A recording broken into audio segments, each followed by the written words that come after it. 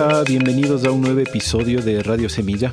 Un lujo de episodio, debo decir, porque vamos a homenajear a un grande de los grandes, Humberto Maturana. Un chileno científico, filósofo, biólogo multidisciplinario que murió recientemente a sus 92 años y que dejó un aporte fundamental para todos los que nos gusta andarnos preguntando sobre el misterio del universo y el origen de la vida. Y para hablar de esto no se me ocurre una persona más indicada que nuestro invitado de hoy, Ronald Sistek. Ronald es facilitador de procesos humanos en colectivos y organizaciones. Se especializa en metodologías de aprendizaje transformativo y manejo de proyectos regenerativos. Es académico y es chileno. Todo aquello lo convierte en un inevitable conocedor y seguidor de Maturana. En esos caminos fue que nos conocimos en un entrenamiento de diseño de proyectos sostenibles con Dragon Dreaming en el Manzano, en el Biobío en Chilepo, facilitado por el gran John Croft, Lisandra Barbuto y él, Ronald.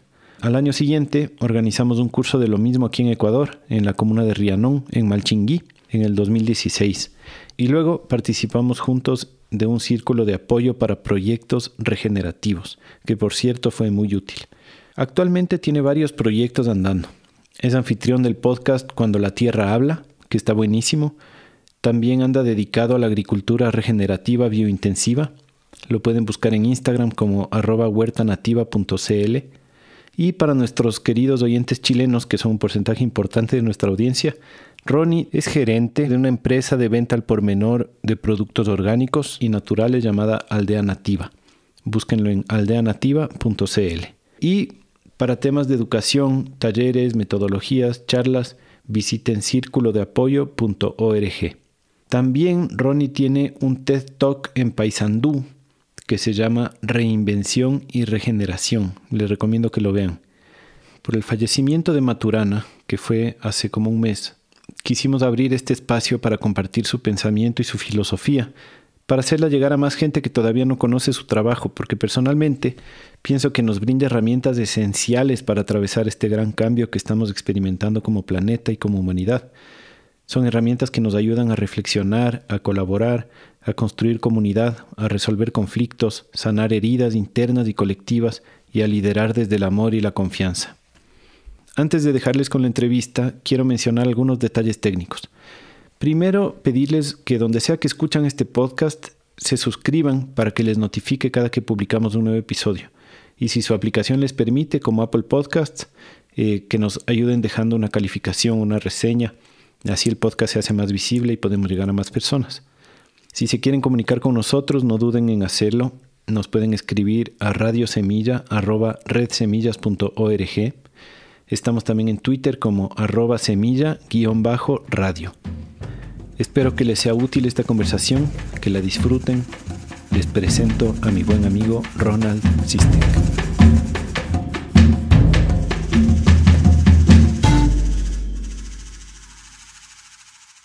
Ronald Sistek, bienvenido a Radio Semilla, hermano. Muchas gracias, Felipe, por la invitación y una alegría gigante poder volver a conectar contigo. Sí, estábamos conversando hace un ratito que han sido 6 años que no nos vemos. Yo no tenía idea que eran 6 años.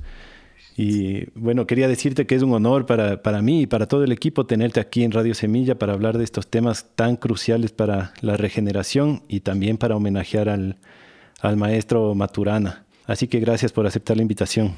No, muchas gracias a ti y a todo el equipo. Fui muy, muy feliz de estar acá. Chévere. Antes de meternos a hablar de Maturana, yo quiero hablar un poco sobre ti mismo, como para que nuestro público te conozca un poco más. ¿Nos quieres contar un poco de tu vida, de dónde vienes, cómo es que tú has llegado hasta donde estás ahora? Vamos a tratar de ser breve. Bueno, soy hijo de papá checo y mamá chilena. Tengo además una experiencia colectiva desde mi nacimiento porque tengo un hermano gemelo y un hermano mayor. Somos 3 hijos y estos par de ancestros inmediatos bien particulares. Bueno, todos son particulares, pero fue muy bonito como ser testigo de crecer en una familia de un inmigrante y una persona más bien del sur de Chile como mi mamá. Entonces crecí, podría decir, desde una mirada cooperativa, colectiva, Y digo eso porque eso ha sido central quizá en mi entendimiento del mundo de los últimos años, donde la colaboración es algo clave. Y nada, pude estudiar música de niño mientras estaba en el colegio, entonces después estudié una carrera que acá en Chile se llama Construcción Civil, que es de la Escuela de Ingeniería, fundamentalmente en el ámbito de la construcción. Y después hice un magíster en desarrollo inmobiliario y me dediqué muchos años a esa labor, ¿no? A construir y a desarrollar proyectos. Y de un día para otro, como que todo dejó de hacer sentido. Encontré que experimenté lo que algunos llaman el dolor por el mundo y me di cuenta de que había algo en lo que estaba haciendo que no era coherente con lo que estaba sintiendo en ese momento. Y de ahí en adelante, esto es hace unos 12 años atrás, mi vida como que dio un vuelco. Yo hablo de un cambio paradigmático bien profundo donde emergió una necesidad de entender fundamentalmente al ser humano. Y entonces me sumergí en lo que yo llamo patudamente un doctorado autogestionado, donde pude sumergirme en distintos ámbitos, desde pensamiento sistémico, desde entendimiento de comportamiento humano, algo de neurociencias cognitivas. Y empecé a coleccionar una serie de mapas y de metodologías y de marcos y de metamarcos que me han permitido como navegar probablemente en ambientes más inciertos, volátiles, complejos y ambiguos. Entonces, yo diría que, o sea, primero soy un agradecido de estar vivo en estos tiempos como tan desafiantes y sobre todo poder estar vivo y ser testigo de si el linaje humano va a poder conservar el vivir o la armonía ecológica de Gaia, como decía Humberto Maturana. Así que nada, Felipe, primero como la verdad que me encanta pensar de que soy naturaleza teniendo una experiencia humana. Creo que eso es muy central en todo lo que ha sido mi propio camino en los últimos años. Y al mismo tiempo, como experimentar cada vez más que somos un campo social teniendo a ratos una experiencia individual. Y entonces esas dos premisas que me encanta compartir, creo que han sido centrales también en las reflexiones que he tenido posibilidad de hacer el último tiempo. Así que feliz de estar vivo en este momento y aquí danzando juntos contigo en esta conversación. Teniendo una experiencia individual desde este campo colectivo. Qué interesante es eso. Quiero mencionar algunas cosas que dijiste después, o profundizar ahí, pero primero para aclarar, tú dijiste que esta mirada colaborativa te vino desde, digamos, la mezcla de tu papá y tu mamá. ¿Te referías que es porque es una mezcla de dos culturas que se vieron en la situación de tener que colaborar entre dos miradas diferentes? ¿Por qué esta mirada colaborativa? Sí, o sea, primero la mirada de mi papá yo creo que más bien una mirada intercultural, ¿no? Como dos culturas que se ponen a convivir. Pero la mirada colaborativa la decía respecto de mi hermano gemelo, porque cuando uno tiene un hermano gemelo, estás muchas veces en esa tensión permanente de tener que compartir y de tener que desarrollar estrategias para la supervivencia. Entonces, siempre me acuerdo de un momento, mi hermano mayor, bueno, siendo 3 hombres, siempre como las soluciones a los problemas eran muchas veces físicas, ¿no? Entonces, mi hermano mayor tenía una gran envergadura, entonces era muy fácil para él controlar ese tipo de situaciones hasta que desarrollamos la estrategia colaborativa de poder enfrentarlo en conjunto. Y eso fue un gran descubrimiento, ¿no? Como la cooperación, el ejemplo es un poco violento, pero como la colaboración y la cooperación se puede manifestar, pero sobre todo lo digo por el acto de compartir, de dejar aparecer al otro, de permitirle un lugar. Mi hermano gemelo tiene como más personalidad que yo, entonces desarrolló en mí la capacidad de muchas veces estar detrás, observando y desarrollando una paciencia a ratos bien infinita. Entonces, nada, muy agradecido de la vida y evidentemente de que es una relación muy simbiótica, ¿no? Somos gemelos univitelinos y por lo tanto compartimos ADN, somos como muy parecidos en muchas cosas y eso ha hecho, por ejemplo, que en el tiempo pueda subsistir estrategias del humor como estrategia de resiliencia fundamental en nuestra relación y eso ha sido muy bonito. Yo he escuchado muchas veces que los gemelos a veces pueden experimentar casi como una identificación en el otro, ¿no? Tengo unos amigos que son gemelos que el uno decía que le pasó algunas veces que al uno le dio el síntoma y al otro le dio la enfermedad. Así como que puedes tú tener una experiencia desde el otro, desde el cuerpo del otro. ¿Tú tienes algo parecido con tu hermano o no? Sí, hay varias historias divertidas. Una vez veníamos, me acuerdo, veníamos corriendo a la casa de vuelta porque había toque de queda bajo el régimen militar, ¿no? Veníamos un poco asustados porque eran más allá de las 12, había toque de queda a las 12, y entonces yo venía, en la vereda yo iba corriendo delante de él, y de repente me da una puntada en la cabeza, y o sea, fue tan fuerte que tuve que parar. Me paro, me doy vuelta para contarle a mi hermano, y él se había enterrado la punta de una rama de un árbol en ese lugar. Wow. Fue muy curioso, eso siempre lo recordamos. Pero, y más allá de eso, como que desde la fisiología, ¿no? Se nos cayeron las mismas muelas en la misma semana, decíamos las mismas cosas al mismo tiempo en la mesa. Hay cosas bien curiosas y bien particulares. Yo, de mirarlo, sabía cómo estaba. Es como que también hay una percepción mucho más aguda del entendimiento del otro. Entonces, muy interesante eso también. Uh-huh. Qué loco. Bueno, después tú, cuando comentaste un poco sobre tu camino, mencionaste un montón de conceptos súper interesantes y hablaste de cómo tú cambiaste de paradigma, digamos, sufriste un cambio de paradigma cuando estabas metido en este mundo de la construcción y los bienes raíces, y experimentaste este dolor por el mundo y comenzaste a explorar más de esta experiencia colectiva, ¿no? Más de ser parte de la naturaleza, como salirte del paradigma de que tú eres este individuo y comienzas a sentir que eres más parte de un todo, y explorar estas, ¿cómo les podríamos llamar? Como tecnologías de pensamiento o tecnologías sociales. ¿Cómo definirías tú esta rama del pensamiento en el que comenzaste a incursionar a través de ese cambio de paradigma? Sí, fue muy interesante, Felipe, porque me di cuenta de varias cosas. Una de ellas era que normalmente las problemáticas en los proyectos tenían siempre un componente humano, ¿no? O sea, los bloqueos en los proyectos derivaban de estrategias relacionales, estrategias de personalidad, estrategias de muchos tipos, pero siempre había un componente humano que generaba los bloqueos. Entonces, yo sentía mucha curiosidad por poder explorar un poco más el comportamiento de los campos grupales. Entonces ahí nació como esta necesidad, por un lado, de entender al ser humano en sus dinámicas. Y por otro lado, lo que me pasó fue que entendí también de que mucho de lo que hacemos, muchas veces lo hacemos inconscientemente del nicho ecológico donde hacemos lo que hacemos. Entonces, como mucha desvinculación entre los haceres del ser humano y los ambientes, los lugares donde eso que el ser humano hace ocurre. Entonces esa como desvinculación ser humano-naturaleza se hizo muy evidente en la emoción que sentía en esos días, digamos. Entonces, como esas dos cosas fueron muy relevantes. Entonces, cuando yo hablo de sentir dolor por el mundo, es como realmente entender de que hay muchos subsidios en los desarrollos empresariales, organizacionales, comunitarios, que son pagados por el mundo natural, por las futuras generaciones y por las comunidades marginales.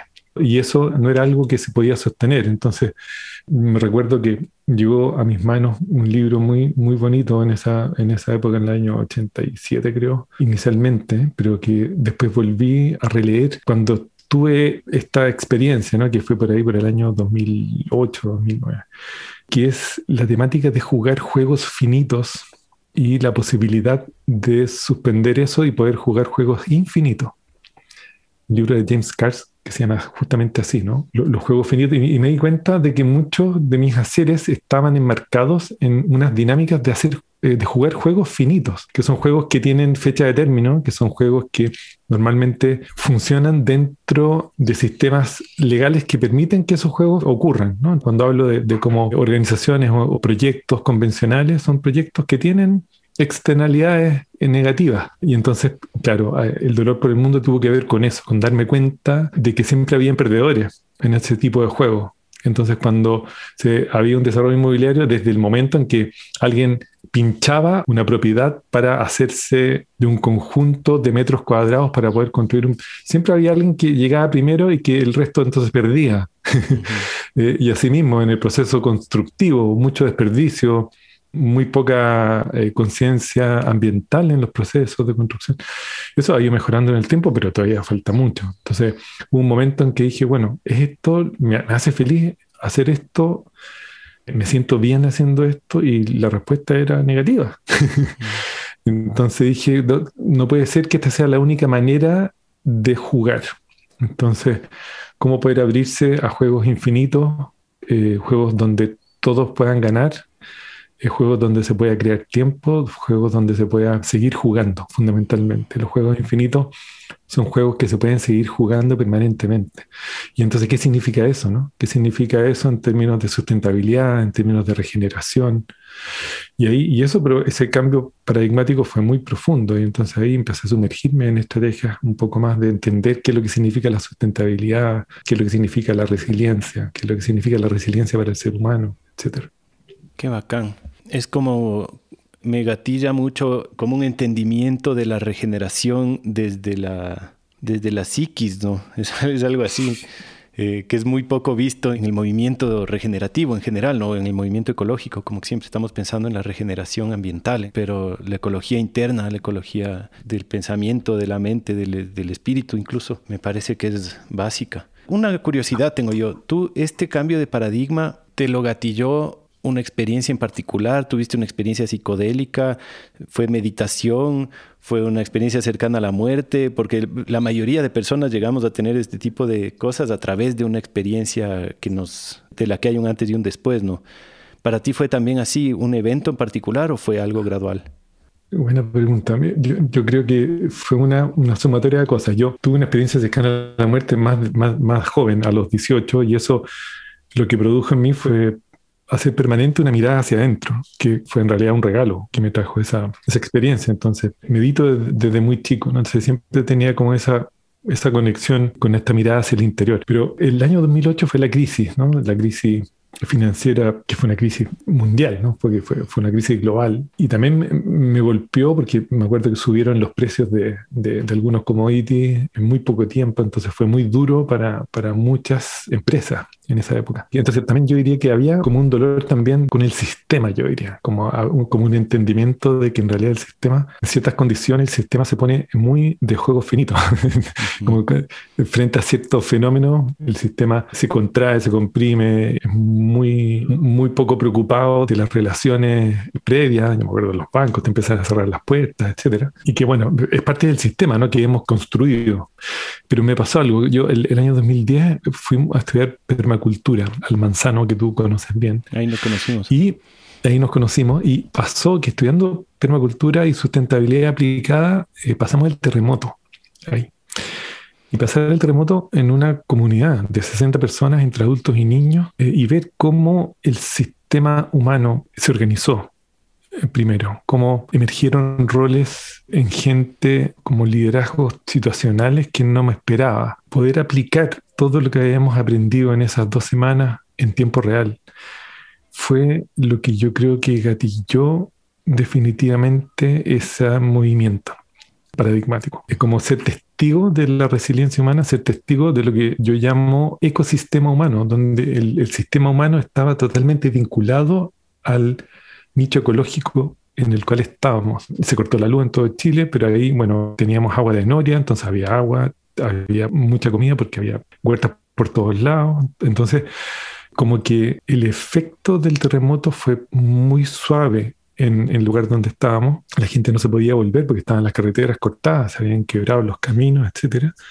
Entonces, ser testigo de eso es ser testigo de la autoorganización, ser testigo de la emergencia de liderazgos situacionales, ser testigo de la resiliencia humana frente a una catástrofe. Fue algo que me modificó como estructuralmente. Yo diría que eso hizo nacer en mí una curiosidad profunda por todo eso que había estado experimentando, ¿no? En primera persona, con mis niños, con gente amorosa, amigos, amigas. Entonces fue algo muy central en lo que hice después. Por lo tanto, fue un cambio paradigmático así muy profundo. Uh-huh. Wow, claro, un terremoto y en el Manzano, no es para menos. Solo para clarificar, como yo antes dije, ahí nos conocimos, pero no es que nos conocimos en el 2010, sino que nos conocimos en el Manzano después, en el 2013, cuando yo fui a tomar este curso de Dragon Dreaming con John Croft y tú estabas también co-facilitando ese curso. Y bueno, un saludo también a Griffin Hope y a Javiera Carrión, que espero poder tenerles también en el podcast en algún momento próximo. Qué lindo sería. Sí, lindos recuerdos de todo ese tiempo. Sí. Entonces, tú mencionaste este autor. ¿Cómo dijiste su nombre? El de los juegos finitos, juegos infinitos. James Scars. ¿Qué otras obras, qué otros autores te han influenciado para entrar en estos paradigmas?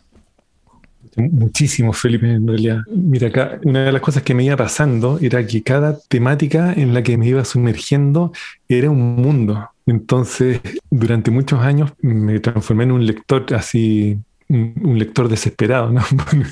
Por conocer y por husmear. Y es increíble cómo una cosa lleva a la otra, ¿no? Entonces uno, no sé, lee un libro y ve que ese libro está inspirado en otros autores y entonces se empieza a expandir como una ola, ¿no? Podría decirte, no sé, porque desde la mirada sistémica, un autor que fue muy central para mí fue Fritjof Capra y todos sus libros que son una maravilla. Y su último libro de la mirada sistémica de la vida también es como un manual y una síntesis de todo su trabajo, pero con él aprendí muchísimo justamente de los cambios paradigmáticos que emergían en distintas áreas de conocimiento. Entonces, La trama de la vida de Capra fue un libro que yo creo que me leí 4 veces porque cada vez que lo leía era una hemorragia de entendimiento.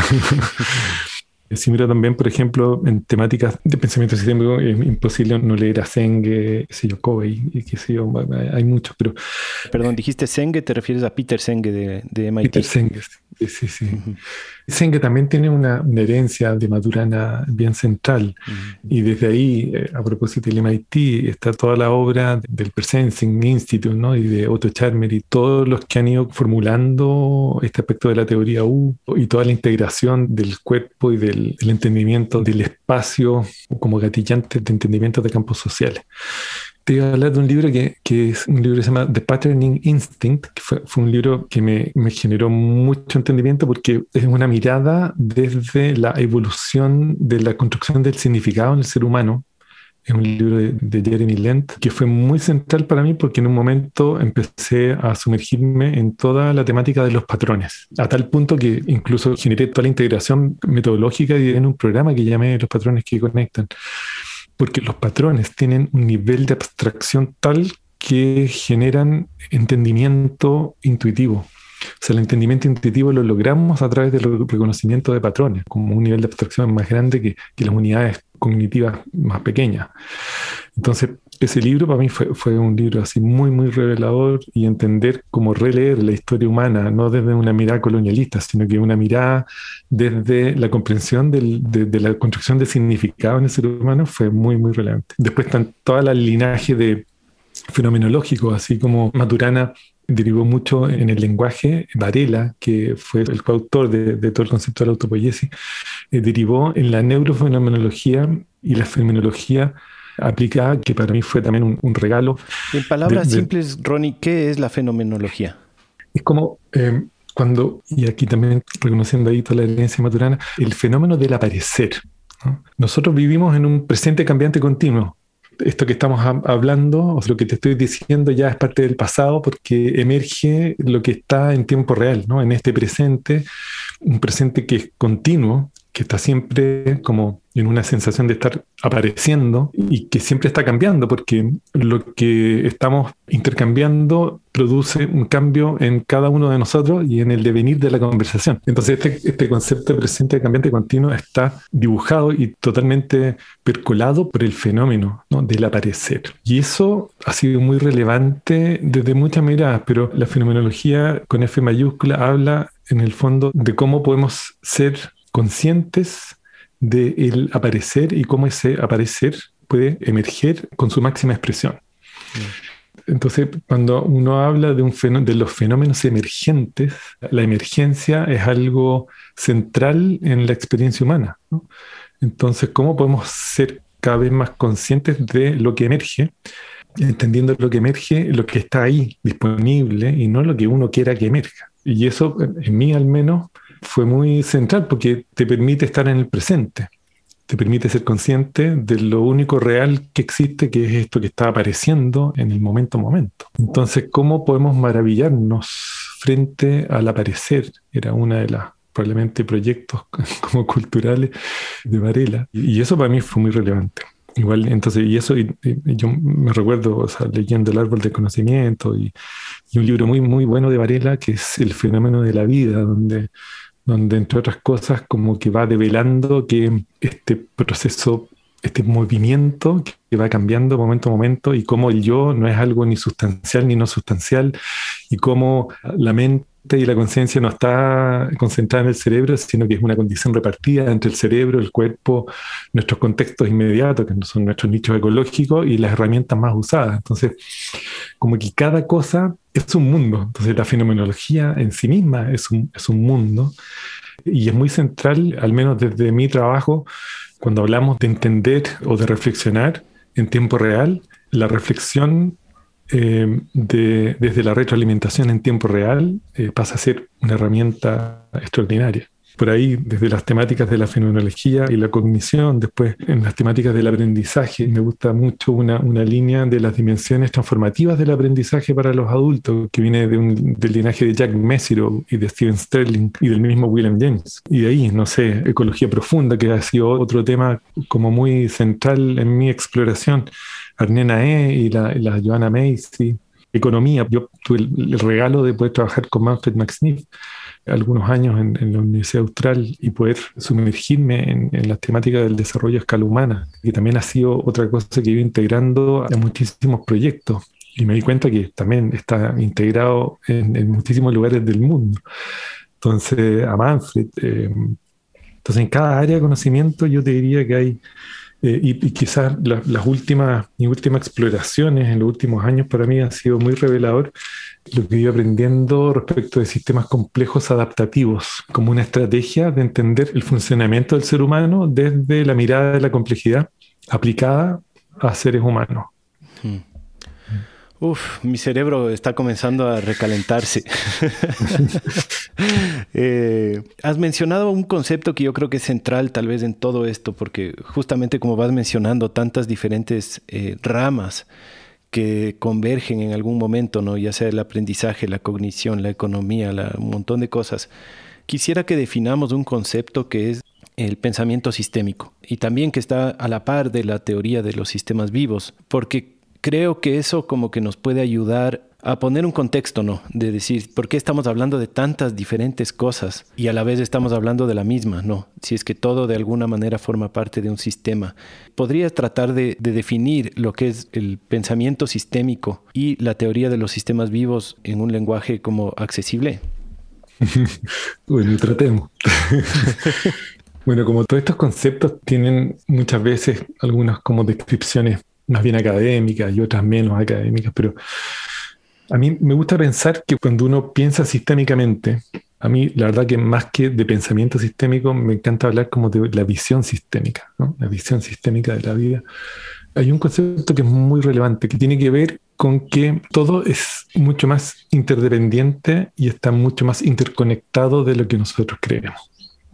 Entonces, cuando hablamos de una visión sistémica de la vida, tiene que ver con ese reconocimiento de que muchas veces los fenómenos no son aislados unos de otros. Entonces, cuando vemos la situación actual, ¿no es cierto?, de sobrecarga y de colapso ecosocial, si la miramos desde una mirada sistémica, podríamos decir que la crisis de salud producida por el COVID no está separada de la crisis ecológica, que no está separada de la crisis social y que no está separada de la crisis política ni de la crisis institucional. Entonces, cuando hablamos de una visión sistémica y de un pensamiento sistémico, hablamos de la profunda interconexión e interdependencia de todos los fenómenos. Y eso y cómo esta mirada sistémica permite la integración y la circularidad de muchas cosas. Por ejemplo, cuando uno habla de pensamiento sistémico y de visión sistémica, uno intenta integrar un pensamiento lineal a un pensamiento ecológico. Uno intenta integrar lo cuantitativo con lo cualitativo.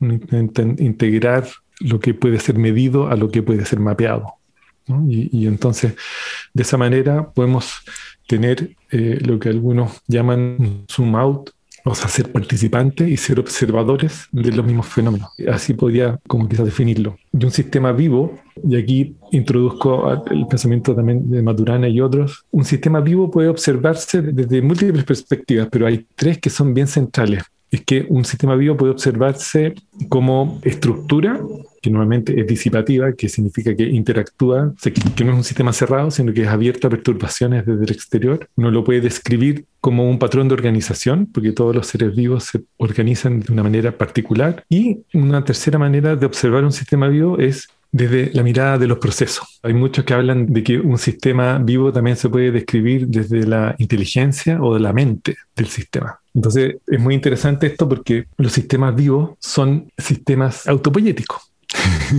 Entonces la condición fundamental, y aquí emerge el trabajo de Maturana y Varela, de un sistema vivo es que se autoproduce. Y esa autoproducción es un proceso cíclico que representa ciclos de síntesis recíprocas en un flujo de moléculas. O sea, si vemos los sistemas vivos desde la mirada biológica, la podemos describir así, y que son sistemas que se autoproducen. Entonces, esa autopoiesis es una condición fundamental para la descripción biológica de un sistema vivo. Ahora, esa autopoiesis molecular, y esto fue otro gran descubrimiento, y para mí quizá uno de esos regalos fundamentales del trabajo de Maturana y Varela en este caso, es que el vivir como proceso es un proceso de cognición. Entonces, el proceso de vivir no está separado del proceso de conocer.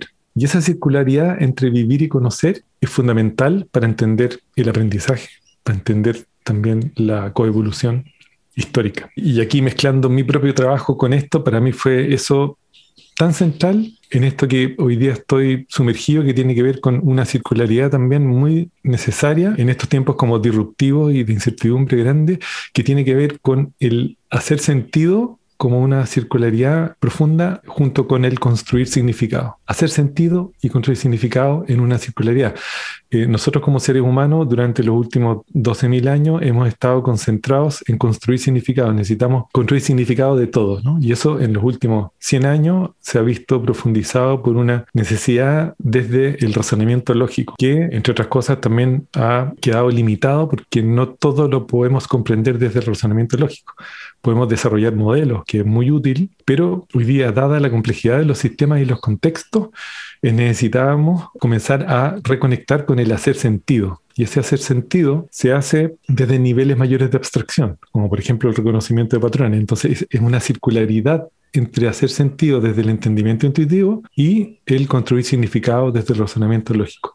Y para mí esa circularidad es tan central para los desafíos del ser humano de hoy como la circularidad entre el proceso de vivir y el proceso de conocer. Porque es en los cambios de conocer donde tenemos acceso al aprendizaje. Entonces, ¿todo lo que vive conoce? Todo lo que vive conoce. Y los cambios en el conocer produce aprendizaje. Y así se explica muchísimo de la deriva histórica, digamos, de los seres vivos. Es muy interesante porque tiene implicancias tremendas eso.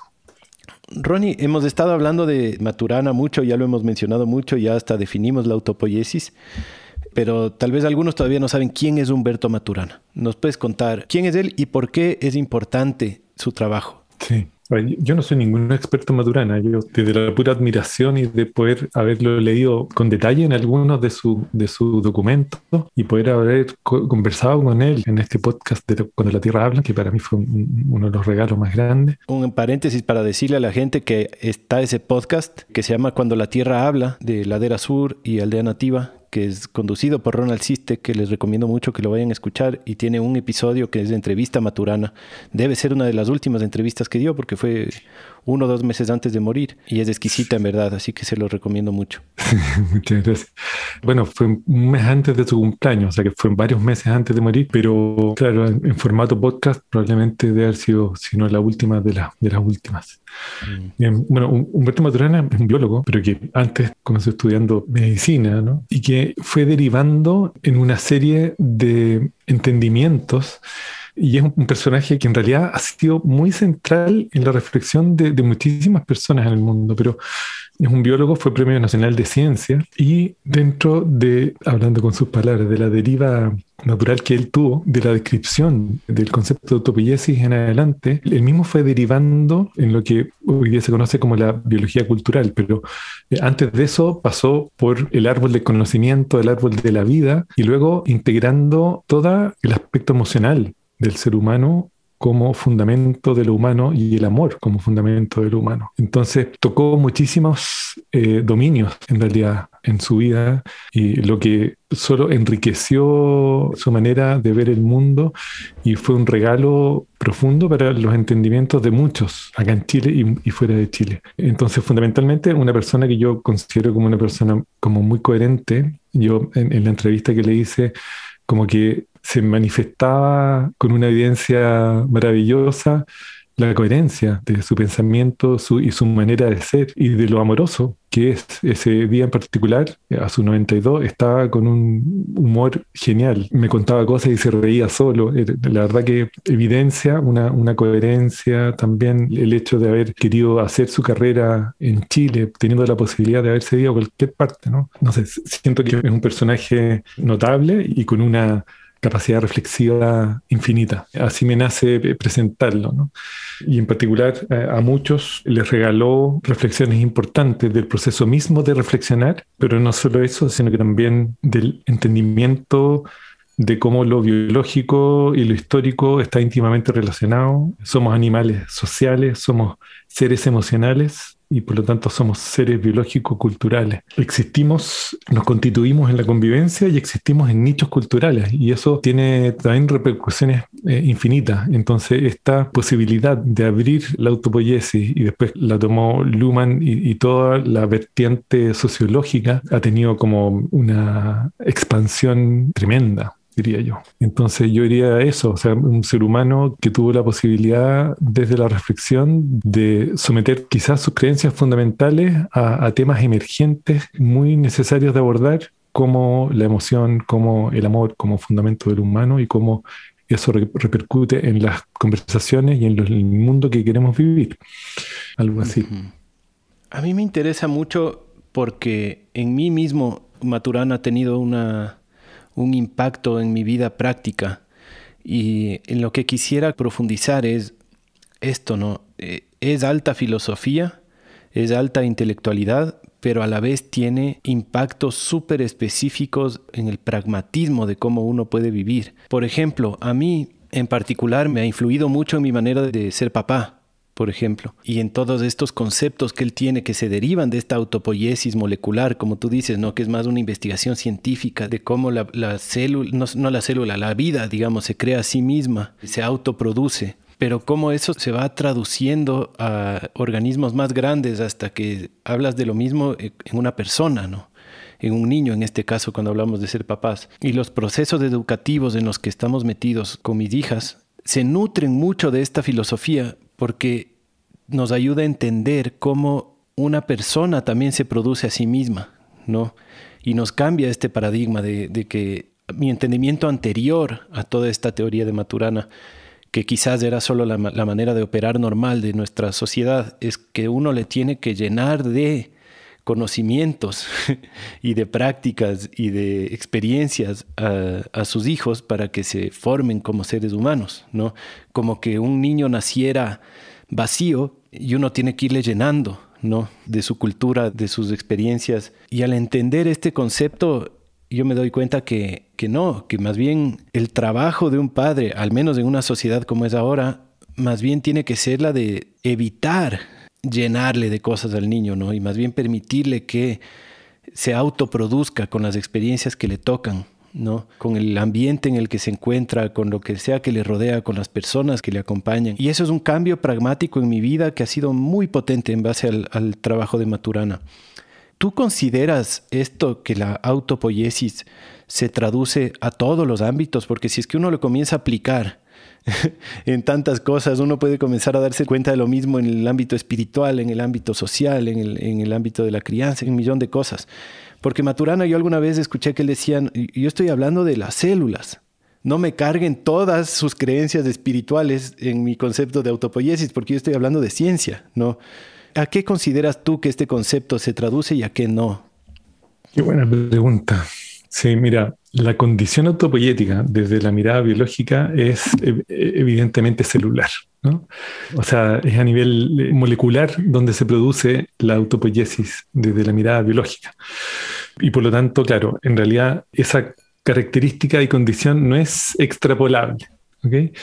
Pero el mismo Maturana hablaba que, bueno, esta unidad molecular, ¿no es cierto? Si la miramos como una metacélula, o los organismos metacelulares, como los seres humanos, las aves, los mamíferos, son unidades autopoyéticas de segundo orden, ¿no? Entonces, el primer orden es el nivel molecular, el segundo orden es el nivel metacelular, y la interacción entre organismos metacelulares sería como una unidad autopoyética de tercer orden. Entonces, de alguna manera aceptó como el uso del concepto en la interacción humana, por ejemplo, manifestándolo de esa manera en algún punto. Ahora, una cosa es el descubrimiento de la autopoiesis y todo el desarrollo y la relevancia que eso tiene desde la perspectiva cognitiva y todo, pero el tema lo tomaron los sociólogos y lo introdujeron como en otros dominios. Y probablemente el dominio sociológico y el dominio biológico son los dos dominios como más relevantes en la aplicación del concepto de autopoiesis. Ahora, es interesante porque si uno lo mira, es difícil delimitar el límite, ¿no? Como el sistema del entorno. Entonces, cuando uno lo aplica como al metabolismo, un sistema autopoiético es un sistema autopoiético celular, ¿no?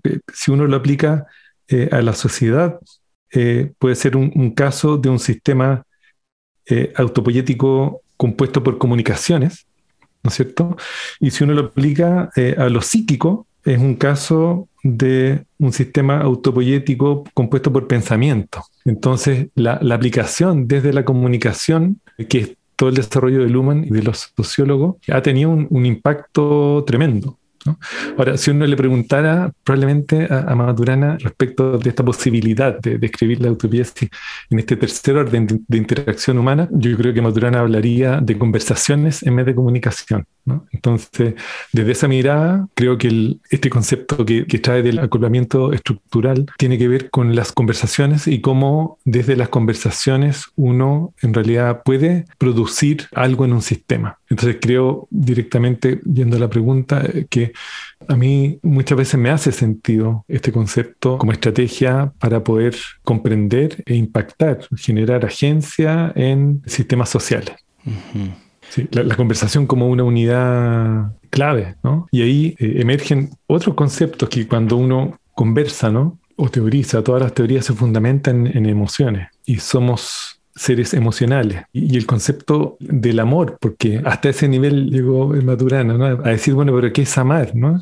Amar es dejar aparecer, decía. Y amar es ver al otro como un legítimo otro. Y eso tiene consecuencias y tiene efectos sociales muy profundos. Uh-huh. Porque eso implica que yo, si te dejo aparecer y te legitimo como un legítimo otro, suspendo una cantidad de cosas en mí para poder reflexionar contigo, ¿no? Y dar vueltas juntos desde las conversaciones. Entonces es muy bonito que, independiente de que quizá desde la autopoiesis no conceptualiza más allá del mundo biológico, pero el devenir de su pensamiento, incorporando la emoción, incorporando el amor como fundamento del humano, y en esa descripción de legitimar al otro y del dejar aparecer, se produce toda una filosofía del comportamiento humano que es maravillosa, ¿no? Y eso que tú describes en la educación, o sea, estos conceptos se han llevado a la educación y se han llevado a un montón de otros dominios con una coherencia bastante alta, diría yo. Uh-huh. Claro, al relacionamiento en general, yo diría, ¿no? Que también deviene en un impacto en la psicología, de alguna manera.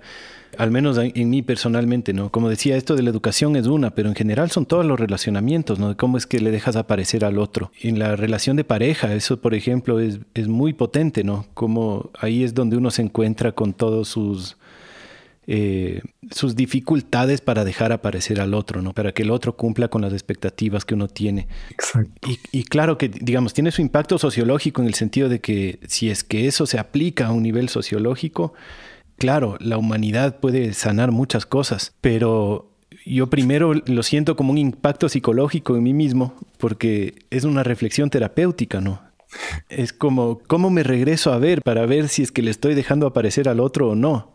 Y cómo eso define el amor de alguna manera. Es muy potente, como mientras no le dejas aparecer, ¿cómo lo puedes estar amando, no? Eso se aplica a los hijos, se aplica a los padres, se aplica a la pareja, se aplica a lo que sea. Entonces, claro, tiene implicaciones en un montón de campos, ¿no? Sí, o sea, sí, sin duda. Y Mira, aquí tengo en mi mano un libro que se llama Homeostasis, de un personaje muy interesante chileno que se llama Felipe Monsalve, donde entrevistaba a varios personajes, creo que del año 2013. Y entre ellos estaba Maturana, y Maturana tiene una pequeña reflexión respecto del amor, que te la quería compartir. Dice, yo soy optimista del futuro, tal vez se deba a mi propio apego, el que concibe que si se hurguetea un poco en los seres humanos, aparece el amor. ¿Por qué lo recibo en mi casa, en mi intimidad? Por respeto. ¿Y qué es el respeto? El fundamento del respeto es el hecho de amar, dejar que el otro aparezca en su legitimidad frente a uno. Pienso que el futuro puede ser distinto si es que de hecho, sin entrar en otro apego, sin entrar en otra doctrina, sin entrar en otra adicción, nos disponemos a reflexionar y a colaborar en la generación de un bienestar común y desde distintas perspectivas, porque todos tenemos que hacer cosas que sean distintas y que resulten generadoras del bienestar psíquico y material. Y ante el gusanito de la adicción a la verdad, que siempre está presente, no decimos que esto es verdadero por tal o cual teoría, sino que decimos que creemos que esto es verdadero porque estamos abiertos a la posibilidad de que pueda haber otras verdades. Estamos abiertos a la reflexión. Entonces, como la reflexión como fundamento de el legitimar al otro, como el respeto como fundamento del amor. Ya solo con eso tenemos suficiente tarea para los años que vienen. Totalmente. En tu vida, Ronnie, ¿qué impactos prácticos ha tenido estos conceptos y la obra de Maturana en general? Mira, muchísimo. Yo ya pierdo un poquitito los bordes entre lo que es Maturana y lo que después es reflexión con otras inspiraciones o con las reflexiones propias con otras personas. Pero hay un concepto que trae Maturana que yo siento que es muy relevante, sobre todo para estos tiempos, que tiene que ver con que el organismo no está separado de su nicho ecológico. ¿Se entiende? O sea, nosotros impactamos a nuestro nicho y nuestro nicho nos impacta a nosotros en una recursividad, en una circularidad permanente. Entonces, yo me acuerdo que en la entrevista le pregunté cuál es el nicho ecológico de la especie humana. Y el primero me aclaró que en realidad hay que hablar de linaje humano y no de especie, porque la especie es como un nivel de complejidad mayor, pero que claramente el nicho ecológico es todo lo que llevamos, y dado el aumento en la población, probablemente el nicho ecológico hoy día equivale a la biosfera completa. Y entonces, si me preguntas cuál ha sido uno de los efectos así profundos, dado mi interés en este entendimiento de la regeneración o de la sustentabilidad aplicada, etcétera, tiene que ver con esta comprensión profunda de que el organismo no está separado del nicho y por lo tanto el ser humano no está separado de la naturaleza, que es lo que permite que el ser humano siga existiendo, ¿no? El nicho ecológico, el oxígeno, todo lo que nosotros llevamos. Él siempre da el ejemplo de que cuando alguien viaja a la luna, se tiene que llevar parte de su nicho ecológico, porque si no, no sobrevive. Todas las especies sobreviven en un nicho y el nicho ecológico del ser humano es la biosfera. Entonces, ese entendimiento para mí ha sido clave en mi reflexión respecto de la regeneración, porque cuando hablamos de regeneración, probablemente necesitamos hablar de la recuperación del entendimiento de que no hay separación entre ser humano y naturaleza. Esa codependencia es muy clave. Entonces, este concepto que él trae ha sido muy central en la reflexión del interser, ¿no? En realidad nosotros intersomos, no hay una separación real entre organismo y nicho, incluso no hay una separación real entre un organismo y otro, ¿no? En esta unidad en los campos sociales. Entonces, creo que ahí hay un tema tremendo. También el otro tema tremendo ha sido entender de que la historia sí importa y todo lo que hemos ido aprendiendo nos permite hoy día estar en un punto donde podemos elegir qué tipo de mundo queremos ver. Y el otro concepto también relevantísimo tiene que ver con qué es lo que queremos conservar, ¿no? El énfasis en la conservación frente a un cambio es también muy vital. Entonces, para mí, quizás esos tres conceptos han sido muy claves. Organismo nicho, la historia como parte del proceso de entendimiento y lo que queremos conservar cuando estamos frente a un cambio. Ahora, eso me pone a pensar que percibo como un conflicto entre el concepto de la autopoiesis y la inevitable interdependencia del organismo y el nicho, ¿no? ¿Cómo es que la célula se produce a sí misma? En verdad también el nicho produce la célula y la célula produce el nicho, ¿no? Digamos, ¿dónde está el límite? Porque, claro, la célula es un ejemplo finalmente, pero de la célula para abajo hay tal vez infinitas dimensiones y de la célula para arriba tal vez infinitas dimensiones. Entonces, ¿hasta qué punto la Tierra es una célula autopoyética? ¿O hasta qué punto el universo es una célula autopoyética? ¿O el electrón es autopoyético? ¿No? Como todo es interdependiente y no hay una separación entre las dimensiones de magnitud real, ¿no? Como que la vida misma es una sola infinita autopoiesis. Yo creo que se puede extrapolar a mucho de eso, ¿no? Entonces, claro, su descubrimiento es a nivel metabólico y claro, y él habla de entes discretos, ¿no? Como que son de alguna manera, la autopoiesis se produce en un ente discreto. Sin embargo, como estructura, es una estructura disipativa que está en permanente coevolución con su nicho. En el fondo, más que hablar de autopoiesis, yo hablaría de coevolución entre el organismo y el nicho.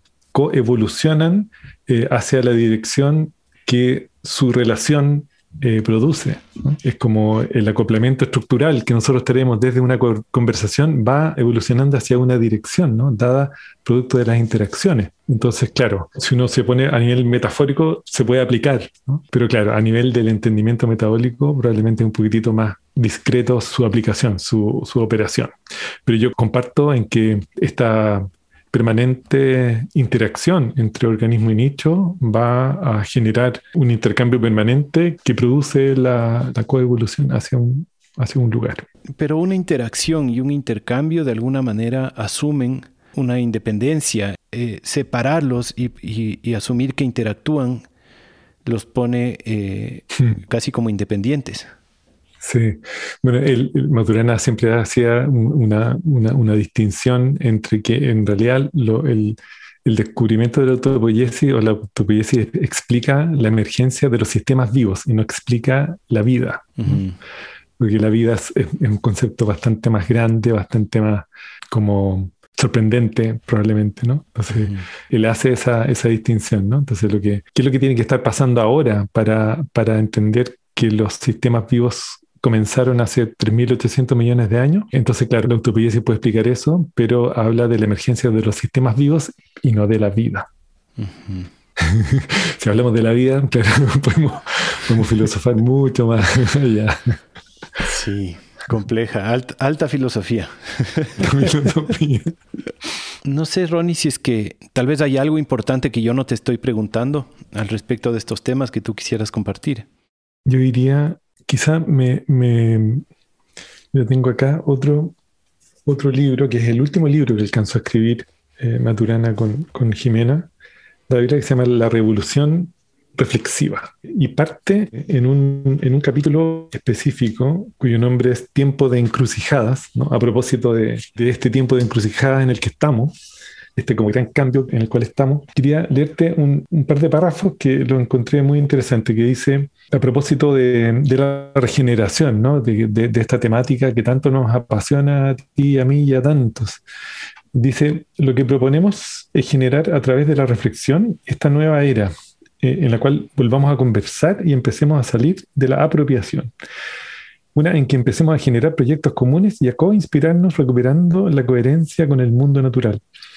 Una en que nos volvamos hijos de la tierra, en que retornemos al inicio, no en términos tecnológicos, sino de ser capaces de escoger nuevamente. Una nueva era es lo que hoy postulamos, aunque hay muchas personas en el mundo que viven en ella. Hombres y mujeres preocupados de cultivar de una forma que no dañe el medio ambiente, que reciclan sus desechos, que buscan tener un trato honesto y empático con los demás, que tratan de evitar la deforestación del planeta. Hay muchas expresiones de este cambio psíquico que podemos observar.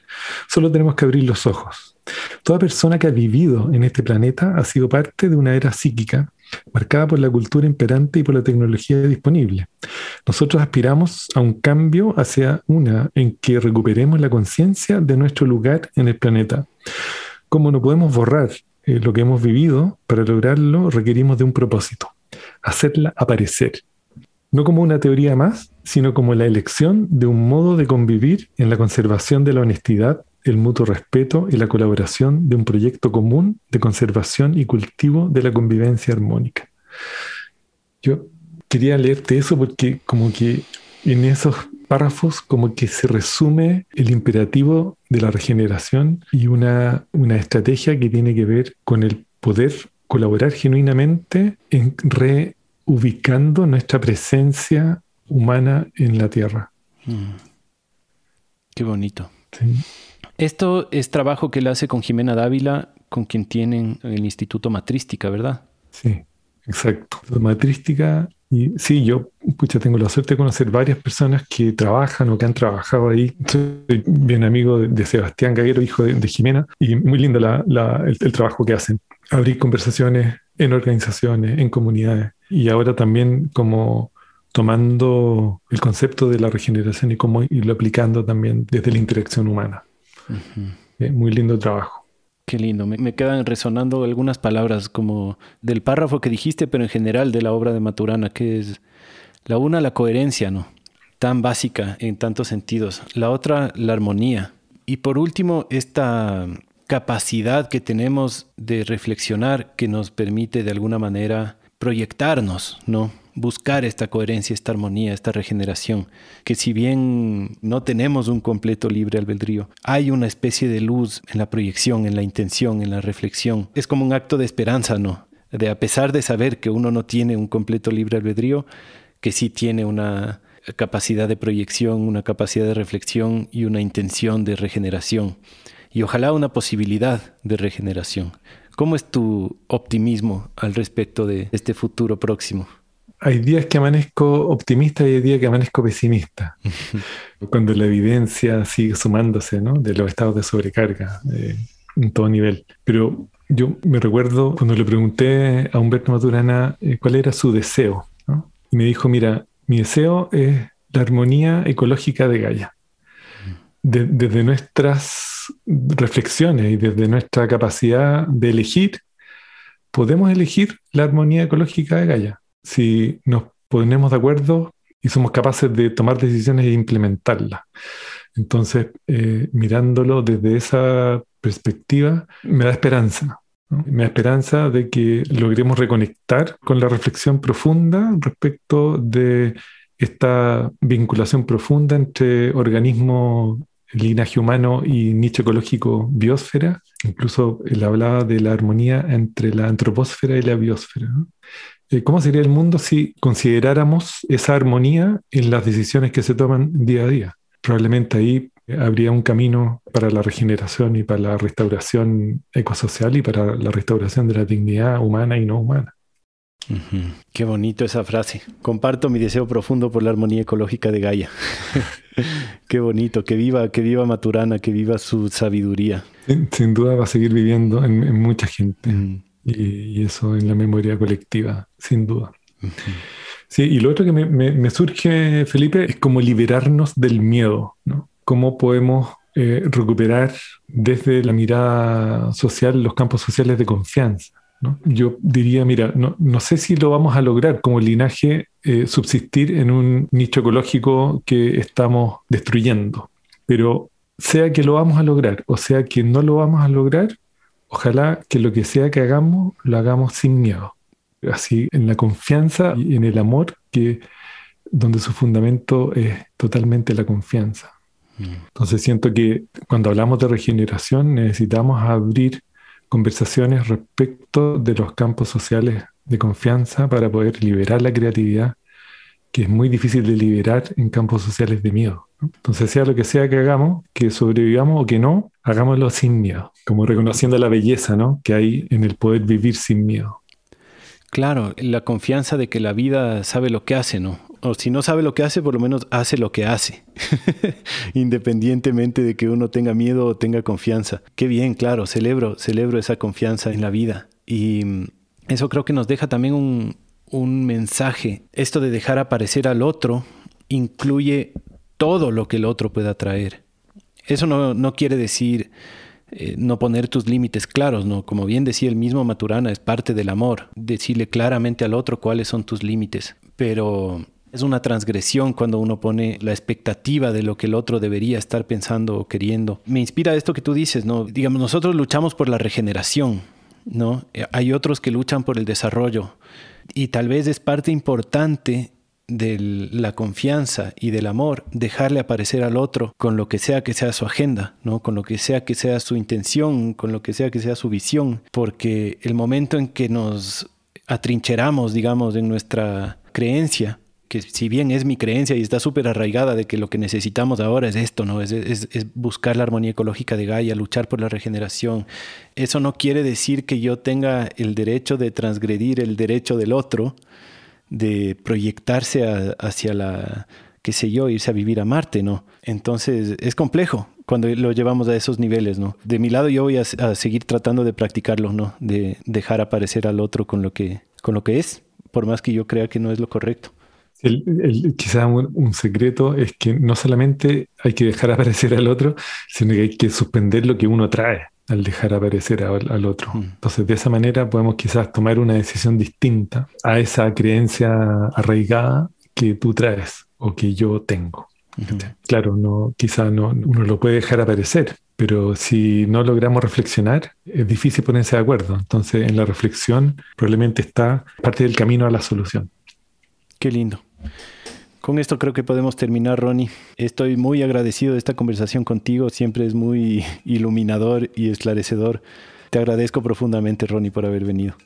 No, muchas gracias, Felipe, por la invitación. Se me pasó muy rápido la hora. Es una medida de la felicidad, ¿no? Se pasó muy rápido. Muchas gracias, Felipe, por la invitación y por tenerme aquí en tu programa.